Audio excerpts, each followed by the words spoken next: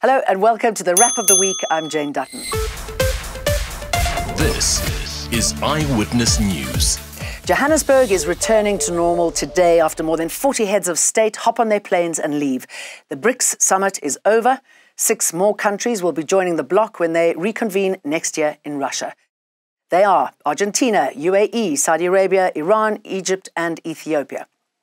Of course, there are questions, and there should be, about the club that South Africa finds itself in. The main opposition in the country warning that South Africa would find itself in a club with dictators. Think about the countries that are there. So the extension now includes an Iran, a Saudi Arabia, you've got Egypt there, you've got the UAE, you've got Argentina, and then you've got Ethiopia. So when you think about our constitutional values, and you think about Iran, and you think about Saudi, you know very well that there's no consistency with who we say we are with the people that we're in the club with. You don't even have to go to the 6. You could look at the countries that we're with. Look at your China. Look at your Russia that's invaded Ukraine. So there are question marks about what does this actually mean. Russian President Vladimir Putin used his video address to lash out at the West over sanctions. He wasn't there because of the ICC arrest warrant for his alleged role in war crimes committed against children. Putin says these, quote, illegitimate sanctions against Russia for its invasion into Ukraine are to blame for worsening the world's economic problems. Protesters outside the venue were among the many who believe the opposite is true, that the war has exacerbated the world's trade and economic woes.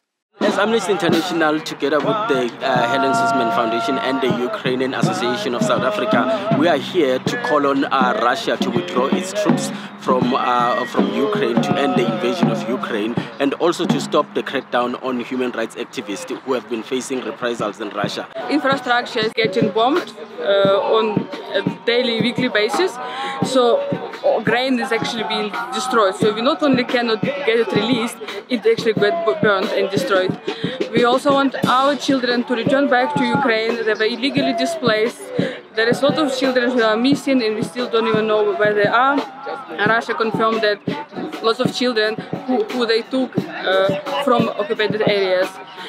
We also want prisoners of war and political prisoners to be released from prison. It's going to be a bad weekend for singer and presenter Jub Jub. The charges against him are piling up. More details over what Molema Morakhanye, also known as Jub Jub, is facing have come to light. Morakhanye handed himself over to police last month after a warrant for his arrest was issued in connection with multiple counts, including rape, attempted murder and assault. He made his second appearance in the Joburg Magistrates Court today when the case was postponed until November. He's facing 13 counts, ranging from multiple counts of rapes, indecent assault, assault with intent to cause grievous bodily harm, and several counts of kidnapping. Morakhanye has, through his legal representative, indicated he intends on challenging the charges against him. The charges date back to between 2006 and 2010 and relate to 4 different victims. He's currently out on 10,000 rand bail. In the day to the court, Thanks. Honoured for her incredible work, a very emotional memorial service was held for Babita Deokaran after 6 men admitted to killing her because she was, quote, creating problems at work. Deokaran was a high-ranking official with the Gauteng Department of Health, was assassinated outside her home in Mondio, Johannesburg South in 2021, just weeks after flagging millions of rands worth of suspicious payments out of the Tembisa hospital. We still don't know who ordered the hit that killed her 2 years ago, and we may never. The 6 men arrested for Babita Deokaran's murder have today pleaded guilty to the crime. They've entered into a plea and sentence agreement with the state, in terms of which they've received sentences of between 6 and 22 years behind bars. The plea and sentence agreement does reveal new details about what happened that fateful day. It also confirms that Deokaran was indeed killed because of the work she was doing. A man identified as Kanyasani Mpungose apparently approached accused number 1, Pakamani Khadebe, and said there was a woman who needed to be dealt with because she was causing problems at work. Hadebe subsequently recruited the other accused before court, and ultimately, working together, they assassinated Deokaran that day. There are still several questions unanswered though. Crucially, who exactly ordered the hit? Bernadette Wicks, Eyewitness News at the Johannesburg High Court. A good week for the president. Not only did he host what is perceived to be a successful BRICS summit, he was also cleared by the South African Reserve Bank of any wrongdoing in relation to the theft of millions of undisclosed currency at his Phala Phala farm. It was tasked with investigating whether any foreign exchange controls had been violated by the president.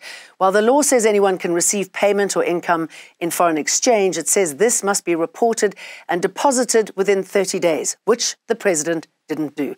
Contravening this regulation carries a fine of up to 250,000 rand or a prison term not exceeding 5 years.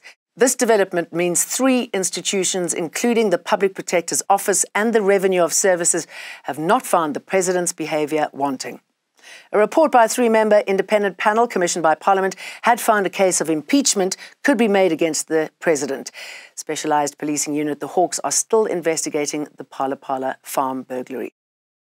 Prince Mangosuthu Buthelezi is likely to be discharged from hospital next week. Today marks exactly a month since the Zulu traditional Prime Minister and IFP founding president was hospitalised. His family says his condition has significantly improved. This means the senior prince will not be celebrating his 95th birthday at home this Sunday. The complications he suffered while in hospital have now also reportedly been cleared by his doctors. The family of Zulu traditional Prime Minister Prince Mangosuthu Buthelezi has confirmed that the senior prince's health is better than before. The senior prince is said to be discharged from hospital next week after doctors were able to take care of some of the complications that he suffered during his hospitalization. However, as the senior prince turns 95 this coming Sunday, he will continue being in hospital for doctors to continue working on him. Eyewitness News. A crucial election took place in Zimbabwe this week. 6.6 million Zimbabweans voted for a new president and legislative leaders. Vote counting finally began a day late. Voting was extended for another day after a delay in printing of ballot papers. It's believed to be the country's most important election since a 2017 coup, which ousted late long-time leader Robert Mugabe. The voting went ahead without the participation of citizens in the diaspora, and the lead-up has been marred by reports of violence and intimidation in several parts of the country. And that's it from me. See you again next week. Remember to like and subscribe. Eyewitness News. In touch, in tune, and independent. For the latest, log on to ewn.co.za or ewn.mobi.